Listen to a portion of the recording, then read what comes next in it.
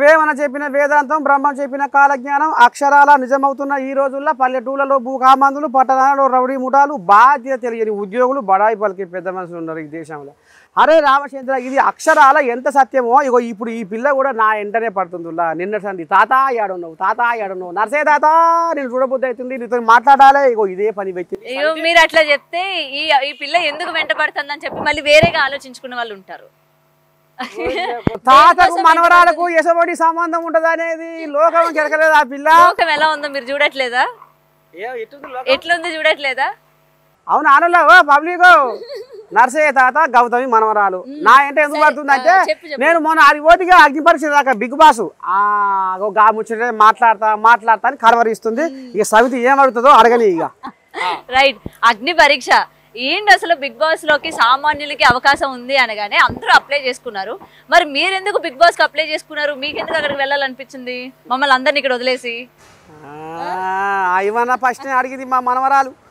ఇప్పుడు సామాన్యునికి అగ్ని పరీక్ష అయిపోయింది ఇక్కడనే. ఎట్లా అయిపోయింది అంటావు? ఇప్పుడు సామాన్యుడు అంటే ఎండకు ఎండినోడు, వానకు నాన్నోడు, చలికి వణికినోడు, చలికి వణుక్కుంటా కూడా పని చేసినోడు, అన్నిట్లల్లో ఆరితేరినోడు సామాన్యుడు. ఇంకా సామాన్యుడికి ఏం పరీక్ష ఉంటుంది పిల్ల ఆడ అగ్ని పరీక్ష? మరి అది తెలుసుకోవడానికి వెళ్ళావా?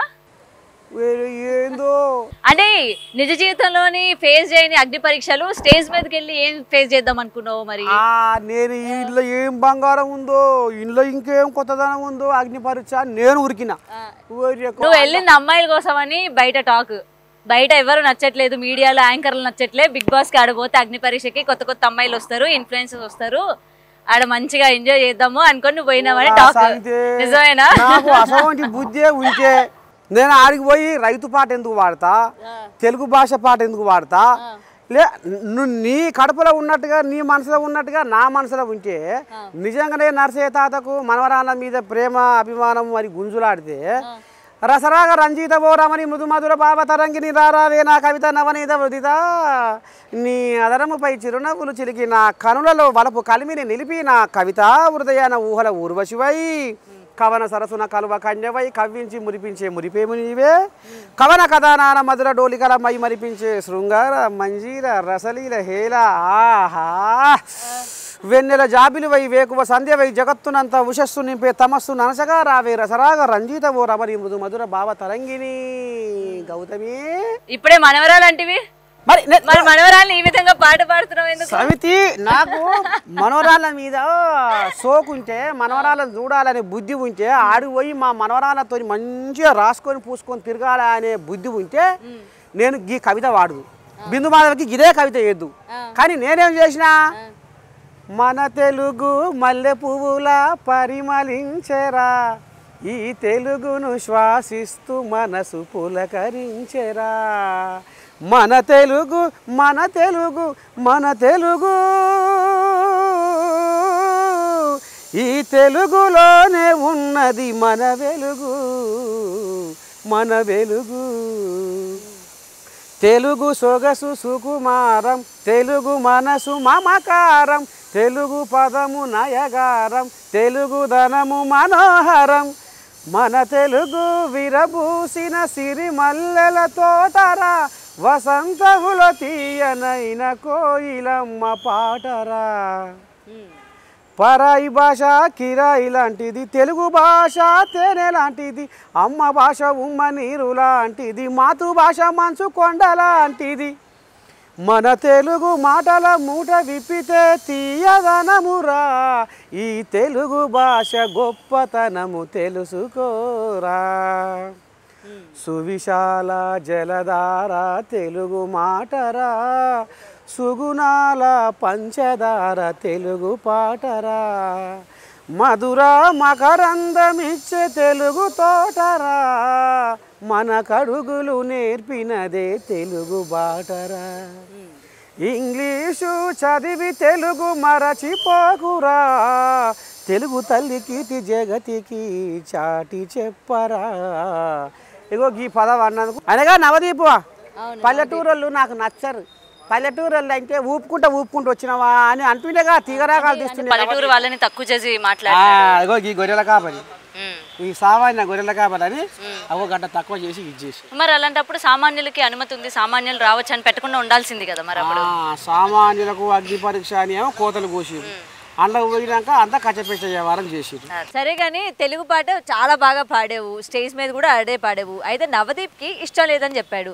బిందు మాధవి కొంచెం కాన్స్టెంట్ గానే ఉంది. మరి అభిజిత్ శ్రీముఖి విషయం ఏంటి, వాళ్ళకి నచ్చలేదా పాటలు? ఓ అమ్మా అభిజిత్ కూడా నువ్వు మీట్ అవుతట్లేవు తాత అని. ఏమైతట్లేదు? ఇక శ్రీముఖి ఏమన్నదంటవా, బాగున్నావా తాత ఎట్టున్నావు పానం ఎట్టుందని. అప్పుడు నేను ఏమనవలసింది అంటే శ్రీముఖిని చెయ్యి ఇట్లా గుంజుకొని చెయ్యి కడితే కొరకు మళ్ళీ మీ ఆయన నిన్నేమని అనగాల. ఇది ఏమి ఇది ఏమి ఇది ఏమి గౌతమి శ్రీముఖి కదా అంటే ఇక ఇప్పుడు ఇప్పుడు ఇప్పుడు నేను ఎవరితో మాట్లాడుతున్నా, గౌతమితో. అప్పుడు అంటే శ్రీముఖితో గిట్లా అనవలసి ఉంటుంది అనే ఇప్పుడు నీతో అంటున్నా. ఓకే, మరి శ్రీముఖి ఫీల్ అవ్వదా? ఇది ఏమి ఇది ఏమి ఇది ఏమి గౌతమి నడిరేజి జామైనా నాకేది ఏమైనా నా మనసు నీ వైపే లాగుతున్నది నిదురలోను నా ప్రేమ నిన్నే తలచుకొని పిలిచి పిలిచి అలసిపోతుంది గౌతమి అంటే నువ్వు కోప్పడవు మళ్ళా మీ ఆయన నర్సే తాత తాతల మజాకలు అన్నాడని చెప్పు మీ ఆయనకు మళ్ళీ పంచాయతీ పెట్టుకోగల నీతో. అయితే శ్రీముఖిని కూడా గిట్లా అనవలసి ఉంటి చిత్రలేఖకుని కంచెలో కులుకులొలికిన కలిగివా శిల్ప భావన పులిమొన నాట్యాల సిగ్గులొలికిన ముగ్ధమోహినివా మధురిమ భావాల మైమరచి పాడిన ప్రణయ రాశివా ప్రభాత గీతివా అని గిట్లా అంటే బాగుండు ఏమో. నేనేమన్నా అంటే ఎట్టుంటే ఆయన పానం అంటే నా పానం గిట్టుందని గట్లా అంటే బాగుండు. కానీ నేనేమన్నా ఏదో ఇక ముసలి ఇంత గట్క వస్తుంది మనవరాల ఇక పొద్దుకంగా రాగి సంకటి పొద్దుగాల జొన్న గట్క ఇక ఏదో తిన్నా ఇక గిట్ల అయితే ఉన్నా అని అన్నా. ఇంతేనా ముసలాయన పని అని అయినట్టున్నారు. మరి మరి ఇంత టాలెంట్ ఉంది, ఆ నమ్మకంతోనే అగ్ని పరీక్షకి అప్లై చేసుకున్నావు, పోయావు. నేను ఎలా అయినా నెగ్గుకొని హౌస్లోకి పోదాం అన్నదే కదా నీ టార్గెట్. మరి కనీసం ఫస్ట్ రౌండ్ వరకు కూడా రాలేకపోయినావే, మరి ఎట్లా ఫీల్ అయ్యావు? అరే అక్కడ మనకి టాలెంట్తో కాదు ఇంకేమైనా ఉందా, స్క్రిప్టెడ్ నడిపిస్తా ఉన్నారా అని డౌట్ వచ్చిందా నీకేమైనా? కాదు పిల్ల, ఇప్పుడు నువ్వు కూడా కలిసినావు. అవును, ముసలాయన నీలో దమ్మేంది నీలో సత్తా ఏంది అంటే చూపిస్తా, అంతేనా కాదా? తెలుగు భాష పాడగానే కళ్ళు తెలగిలేసిరు. ఇంగ్లీషు చదివి తెలుగు మరచిపోకురా, తెలుగు తల్లి కీర్తి జగతికి చాటి చెప్పరా అనగానే సగం సంవత్సరం అన్నీ ఆడ. అత్త కనుక కోడల మీద పంచాయతీ పెట్టుకుంటే ఎట్లా అది కూర్చుంటుంది, ఇడుపు పట్టుకొని అవి గట్ట పెట్టి ముఖాలు ఇక అయిపోయింది. ఇక నాలో దమ్ము చూడరా ఇది, నాలో సత్త చూడరా ఇది.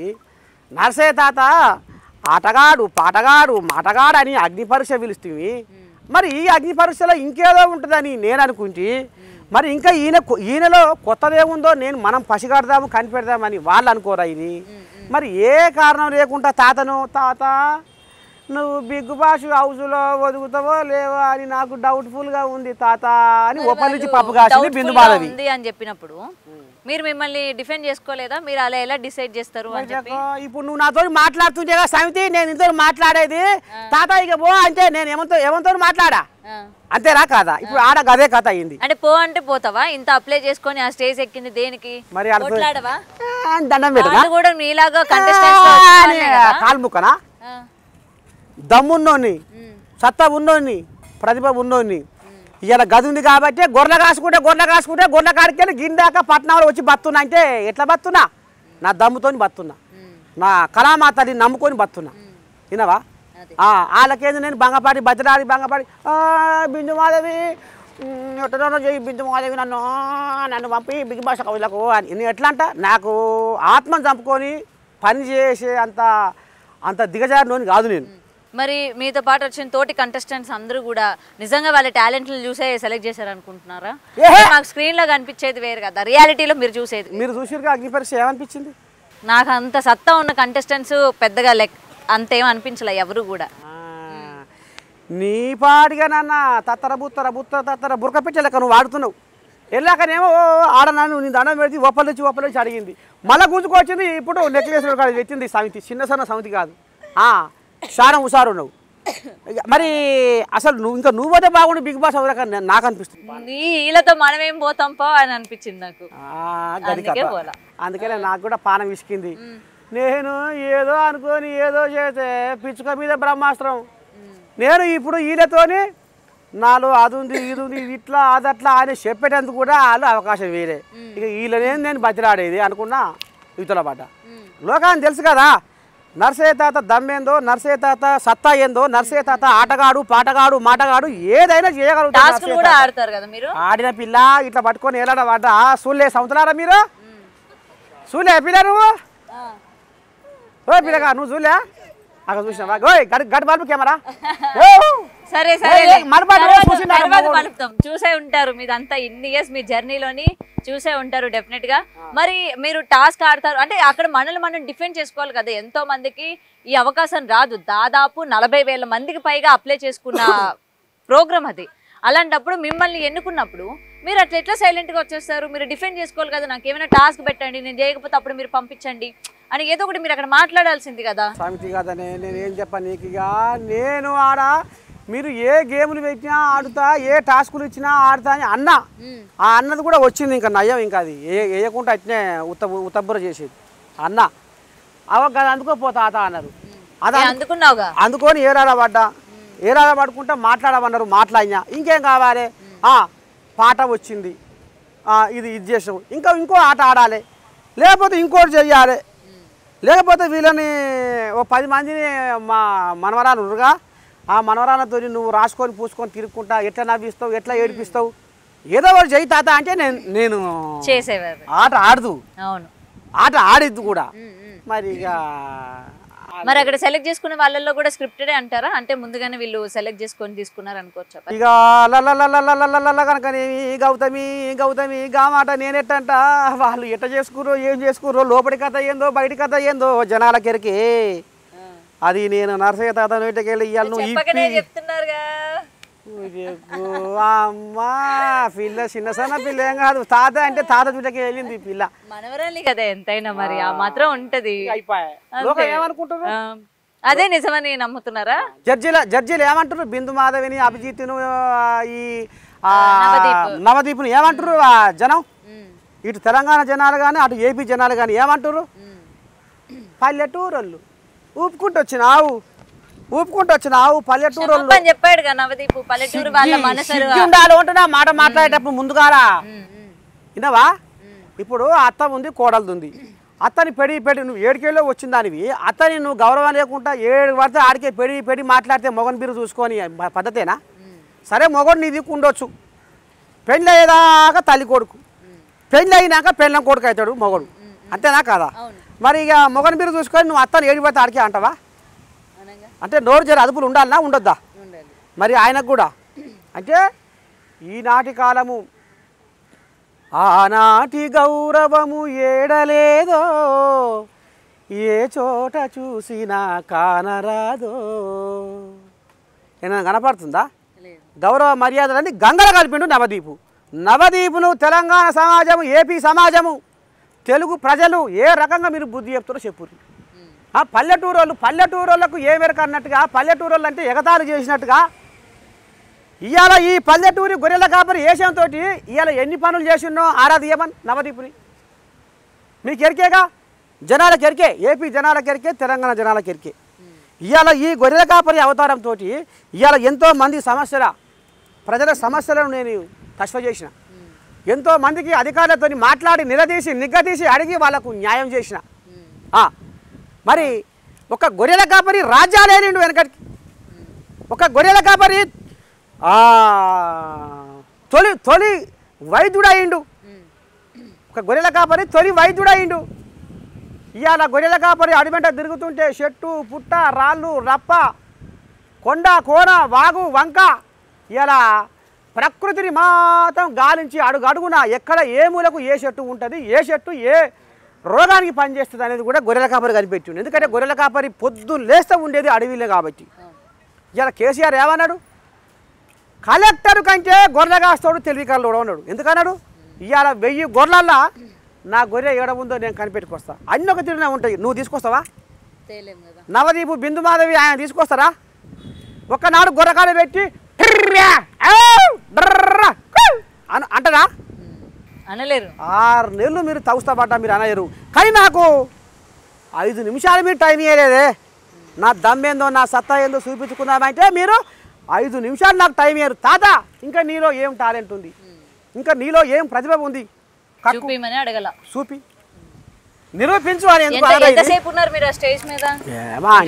10 నిమిషాలు అంతే. 10 నిమిషాలు.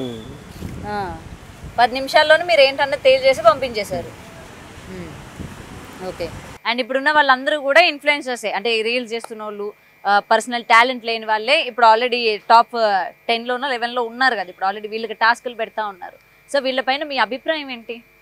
వాళ్ళలో మీకు ఎవరైనా వీడిని సత్తా ఉన్నోని తీసుకున్నాడు అన్నట్టు అనిపించింది? ఇప్పుడు సామాన్యులకు అగ్ని పరీక్ష అంటే అసలైన సిసలైన సామాన్యుడు ఎవరు అంటే, ఇగో ఈ రోడ్ల మీద తెల్లారితోరకే పనిచేస్తోళ్ళు, ఇగో ఈ సఫాయి వాళ్ళు సామాన్యులు.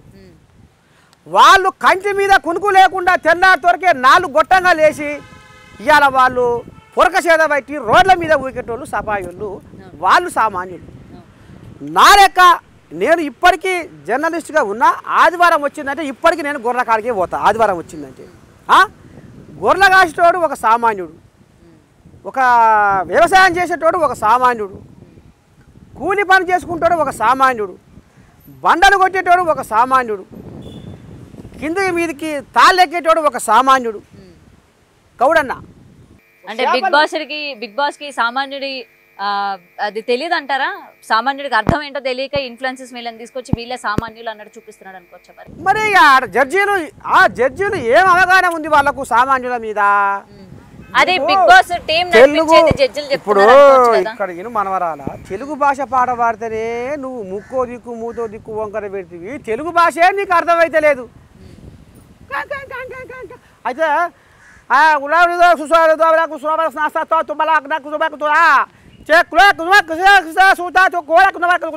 అంటే బాగుండు నాయకు.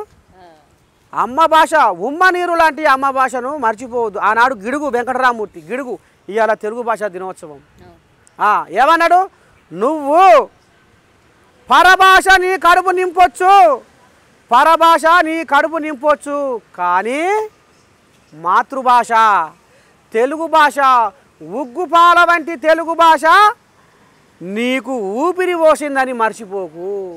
అంతేనా కాదా? మరి నీవు కాకర పీకలంటేనేమో నీకేమో కథగా అమ్ముతుంది. స్వచ్ఛమైన అచ్చమైన మచ్చలేని తెలుగు భాష మాట్లాడితేనే నీకు కిందంగా మంతది.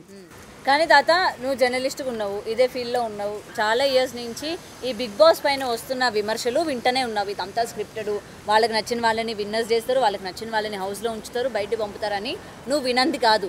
మరి ఇంత జరుగుతుందని తెలిసి కూడా నువ్వు ఎందుకు అప్లై చేసుకున్నావు? నువ్వు ఎందుకు పోవాలనుకున్నావు? ఇప్పుడు మరి వాళ్ళు నువ్వు బయటకు నేనేంట ఇప్పుడు సామాన్యులకు అగ్ని పరీక్ష అన్నారు. అవును, సామాన్యులకు అగ్ని పరీక్ష అంటే నేను కూడా ఒక సామాన్యునే కదా, చూద్దాం అందులో పోయి నా ప్రతిభ ఏందో చూపిస్తా అనుకున్నా.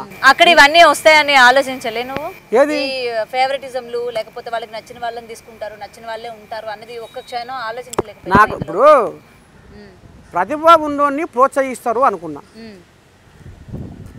నేను ఇంకోటి ఇలా అక్షర సత్యం ఏంటంటే ఒక రైతు పాట రాసింది నేను. ఆ రైతు పాట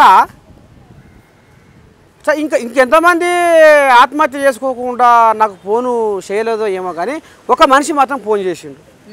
ఎవరాయన అంటే గుంటూరు జిల్లా వేమూరు మండలంలో చెంచయ్య అనే ఒక మనిషి, తాత నీ రైతు పాట విని నేను బతికినా, నీ పాట నన్ను బతికించింది, నేను కలవాలే, నువ్వు ఏడ ఉన్నావో చెప్పు.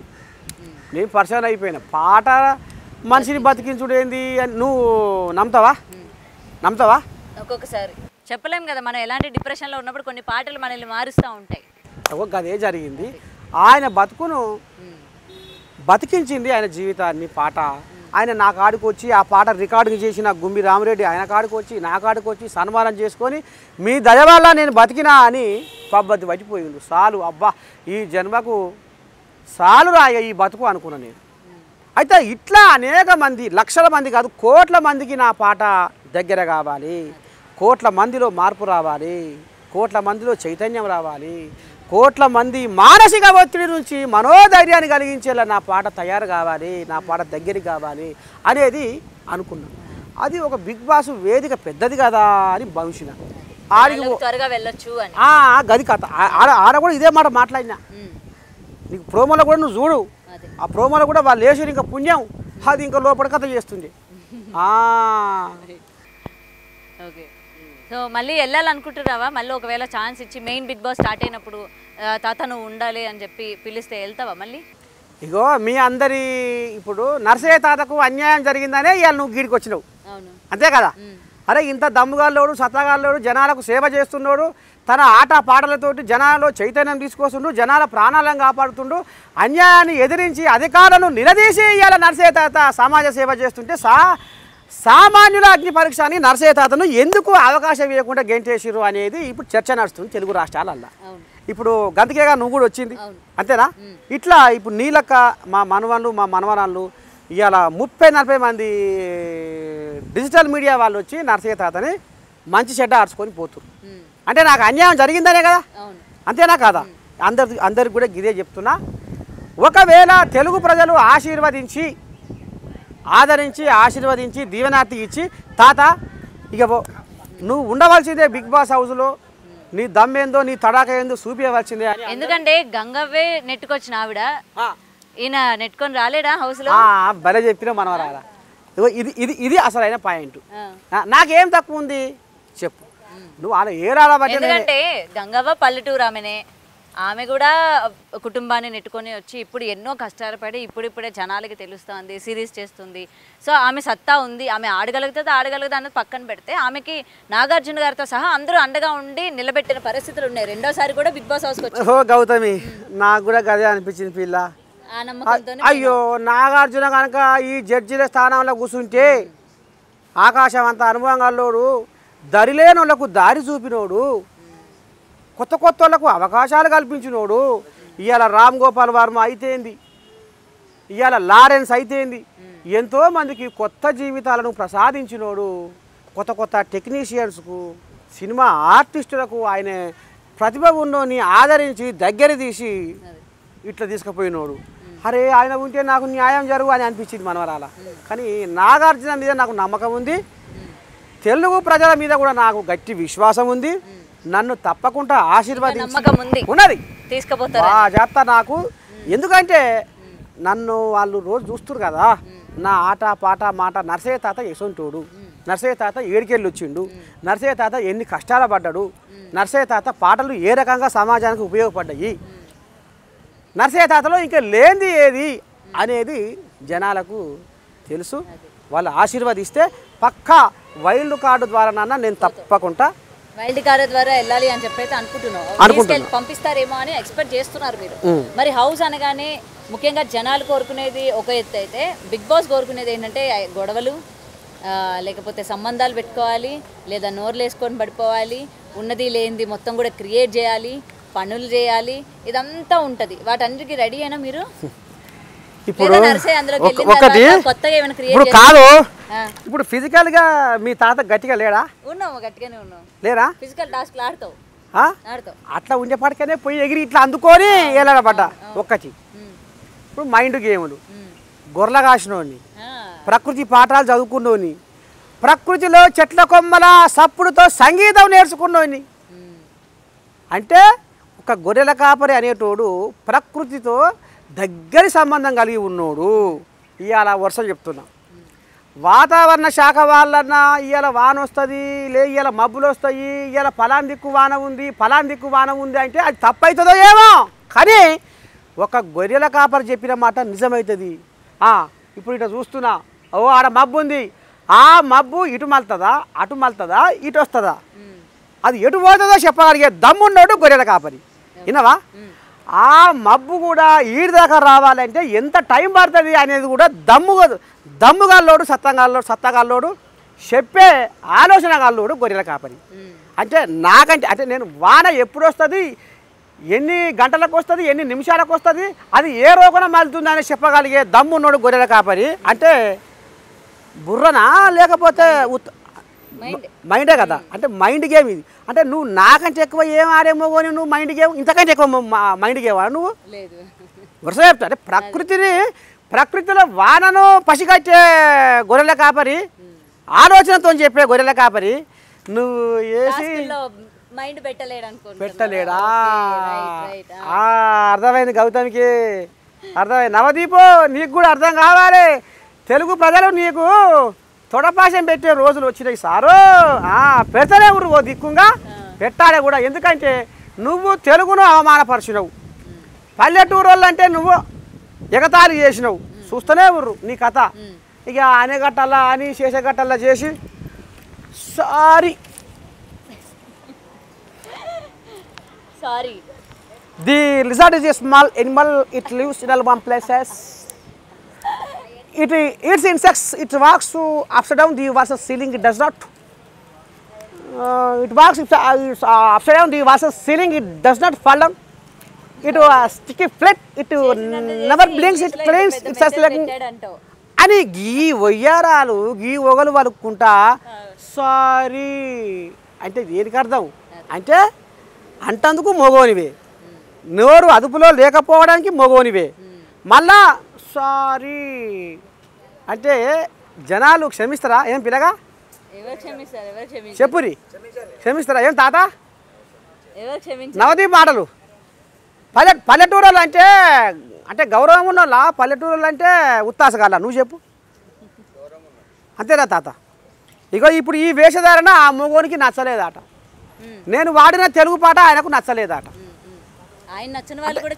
ఇప్పుడు ఒక్కరి మనవరాలా ఇది అంతెందుకు భాగవతం. ఇప్పుడు తెలుగు భాష పాట నీకు నచ్చలేదు. ఇవాళ ప్రపంచవ్యాప్తంగా ఉన్న మొన్ననే మైపాల్ యాదవ్ వచ్చి చేసుకపోయింది. ఆ పాట ఇవాళ మిలియన్లలో పోయింది. నిన్న మొన్న వారం రోజుల కింద చేస్తే మిలియన్లలో పోయింది. బా దాని కింద కామెంట్లు పెడుతుర్రు. అయ్యా నువ్వు చదువు. అవు అంత రామసకదరంగా ప్రపంచ దేశాల నుండి తెలుగు ప్రజలు వచ్చి తెలుగు ప్రజలు ఫోన్లు చేసి తాత నీ పాట అద్భుతం, తాత నీ పాట అమోఘం, నీ తెలుగు పాట మరి అట్లాంటి వాళ్ళు నీ పాట మాకు నచ్చలే అనాలి. అదొకటి. ఇంకోటి రైతు పాటతోటి గుంటూరు జిల్లాలో వేమూరు మండలంలో ఒక మనిషి బతికిండు నా పాటతోటి. అది లైవ్లో కూడా మాట్లాడిండు, అనేక ఛానళ్ళల్లో లైవ్లో మాట్లాడిండు ఆయన. అయితే సరే ప్రజల ప్రాణాలను కాపాడే పాట మాకు అవసరం లేదు అని నువ్వు ప్రజల ప్రాణాలను కాపాడే పాటగాడు మాకు అవసరం లేదని నువ్వు అని నన్ను రిజెక్ట్ చెయ్యి, అంతే కదా. నువ్వు అది చెయ్యకుండా ఇక్కడ తెలుగు భాషను అవమానపరుస్తావు, ఇటు గొర్రెల కాపరి వేషధారణాన్ని ఎగతాళి చేస్తావు. నువ్వు ఈ రకంగా గిట్ల చేస్తే ఇవాళ ఆఖరికి వస్తారకమని ఇంకేమన్నాడు, ఒక అమ్మాయిని కూడా పల్లెటూరుకి వెళ్ళి ఊకనే ఊపుకుంటూ వచ్చినావని. ఇది పద్ధతేనా? ఎందుకు ఈయనని బిగ్ బాస్ వాళ్ళు షో వాళ్ళు ఈయనని జడ్జిగా నిలబెట్టుడు తప్పు. అవగాహన లేనోడు, సమాజం పట్ల అవగాహన లేనోడు. కానీ వాళ్ళు మాట్లాడుతుంటే స్ట్రైట్ ఫార్వర్డ్గా నేను మాట్లాడుతున్నాను, నన్ను ఎదిరించే వాళ్ళు లేరు, నేనేమి అనుకుంటే అది నేను మాట్లాడగలను అన్నది అక్కడ వాళ్ళని వాళ్ళు ప్రొజెక్ట్ చేసుకోవడానికి ట్రై చేస్తూ ఉంటారు కదా. భయపడకుండా నేను ఏదైనా మాట్లాడగలుగుతాను అని చెప్పి. సో ఏదైనా తాత చూడాలి. మరి వైల్డ్ కార్డ్ ఎంట్రీలో పోతాను, జనాలు ఆశీస్సులు ఉంటాయి, వాళ్ళ ఆదరణ ఉంటుంది అని చెప్తున్నా. కాబట్టి మేము కూడా ఈగర్గా వెయిట్ చేస్తూ ఉంటాము. ఎందుకంటే మీ టాలెంట్ మేము బయట చూసాము. సో బిగ్ బాస్ హౌస్కి డెఫినెట్గా మీరు వెళ్ళాలని మనస్ఫూర్తిగా కోరుకుంటున్నాను. And thank you so much. మొత్తానికి మరి నర్సే తాత ఏడికెళ్ళి వచ్చిండు, నర్సే తాతలో ఉన్న ప్రతిభ ఏంది, నర్సే తాత ఇప్పుడు సమాజానికి ఏం చేస్తున్నాడు అనేది మరి ఇక సబ్బన్న వర్గాలకు తెలుగు ప్రజలకు అందరికీ ఎరికే. మీ అందరి ఆశీర్వాదం. అవగాహన లేని జడ్జీలతోటి ఇవాళ నర్సే తాత ప్రతిభ అరే ఇవాళ ఇంతటితోనే ఆగిపోకూడదు అనే ఆలోచన గల్ల మరి తెలుగు ప్రజలు సబ్బన్న వర్గాలు వైల్డ్ కార్డు ద్వారా బిగ్ బాస్ హౌస్లోకి వెళ్తే ఆయన ఏ రకంగా ఆడిస్తాడో ఏ రకంగా అలరిస్తాడో అనేది మరి జనాలంతా నన్ను ఆశీర్వదించి ఆదరించి దీవెనార్థి అందిస్తే మరి బిగ్ బాస్ హౌస్లోకి పోయి నా తడాక ఏందో నా దమ్మేందో చూపిస్తా. ఎప్పటిలాగే ఇప్పటిదాకా మీ ఆదరణతోటి మీ ఆశీర్వాదంతో వచ్చిన ఎప్పటిదాకా మీ ఆదరణ కూడా ఉండాలని మనస్ఫూర్తిగా కోరుకుంటున్నా. మరి ఇంత దూరం వచ్చి మా మనవరాలు గౌతమి నన్ను మరి కడుపులో ఉన్న కషాయం అంతా కక్కిచ్చినందుకు మా గౌతమికి బిగ్ టీవీ యాజమాన్యానికి శిరస్సు వంచి నమస్కారం చేస్తున్నా. ధన్యవాదాలు. శనార్థ్. For more videos like this, subscribe Big TV channel.